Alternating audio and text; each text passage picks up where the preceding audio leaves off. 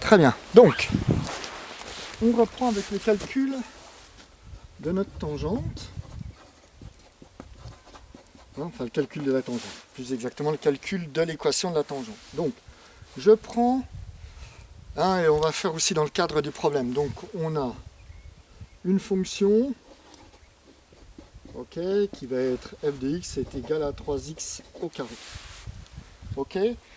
Moi, ce que je veux là-dessus, je me dis, je veux la tangente, je veux la droite qui passe donc au point ici, on va dire 2. Ok, x égale 2. Donc, ça nous fait quoi? Ça nous fait le point A. Je vais le mettre là-haut pour ne pas encombrer. 2.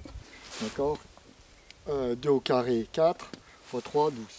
Donc, c'est le point 3, 12. Ok. Donc, maintenant, c'est une tangente. Donc, pour s'y retrouver, on va mettre, on veut la tangente en A est égale à x plus b. On est d'accord? Ça, c'est ce qu'on sait. On ne s'occupe que de ce qu'on sait. Ça, c'est ce qu'on veut trouver. Mais on sait que notre tangente, c'est l'équation de la tangente va être égale à x plus b. Ok.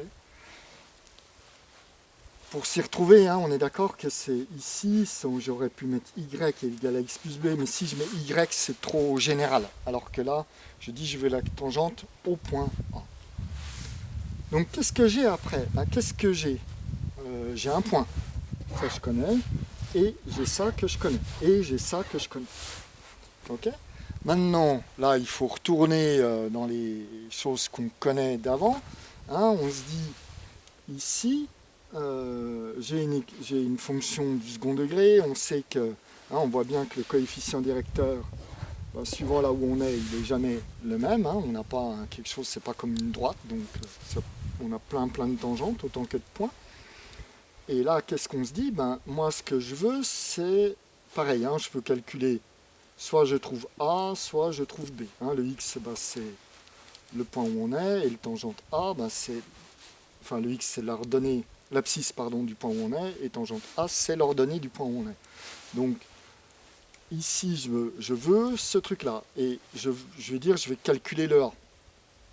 Pourquoi je calcule le A? Parce que j'ai un truc qui s'appelle la dérivée, et je sais que la dérivée d'une fonction, de cette fonction-là, si je dérive cette fonction, cette fonction que j'appelle dérivée va me donner, f' de x, c'est la fonction qui me permet de calculer le coefficient directeur en un point donné. Donc, ma dérivée, j'applique la formule générale des dérivées, x carré, ça nous fait 3 fois 2x, ça nous fait 6x. On est d'accord? Formule générale, x puissance n, la dérivée de x puissance n, c'est n, x n-1. Donc, ici, j'ai ma dérivée, que je vais écrire comme ça, donc j'ai f' de x qui est égal à 6x. Qu'est-ce que ça veut dire? Ça, c'est ma fonction qui va me retourner mon coefficient directeur au point où je me trouve. Le point où je me trouve, x vaut 2, donc je vais calculer f' de 2. f' de 2, 6 fois 2, ça fait 12. On est d'accord?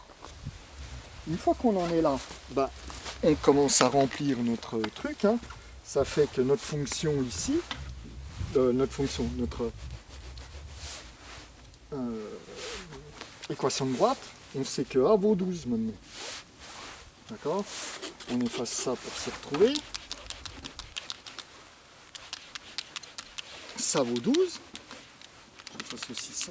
Ok. Ça vaut 12. Donc, maintenant, pareil, je me dis, moi ce que je veux c'est trouver B. Donc là-dedans, qu'est-ce que je connais? Je connais le 12. Je sais fondamentalement que je suis en train de calculer au point A. Donc au point A, mon x il vaut 2. Et mon y là, il vaut 12. Ok? Donc avant de faire le calcul, je fais B est égal à, donc on va dire y moins 12x. On est d'accord? Et donc mon y, il vaut 12. Et mon x vaut 2, ça fait moins 24. Donc ça nous fait b égale moins 24. Et voilà, zip la boum, on a résolu notre truc. Maintenant, on n'a plus qu'à remplacer notre b dans notre jolie équation. C'est pas un plus, c'est un moins. moins 12. D'accord? Pas 24 ici, c'est moins 12 ici. On est d'accord? Ça nous fait moins 12. Et là, on est tout bon. On a trouvé l'équation de notre tangente. Donc, ce que je t'invite à faire, c'est de prendre n'importe quel autre point. Hein. Tu prends un point A, tu prends un point B qui vaut 1, et donc 1 et 3. D'accord? Voilà, ou n'importe quel autre point, et puis tu fais ton calcul de la tangente en ce point-là. Hein, mais l'idée ici, c'est que dans ce qu'on vient de faire, on n'est pas en train de chercher l'équation.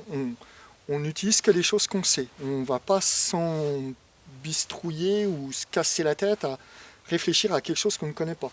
On prend les choses qu'on connaît et on y va, on continue là-dessus. Ok? Et puis on évite de faire des erreurs de calcul, comme ça on ne fait pas 3-4 fois la vidéo. Ok? Ça marche.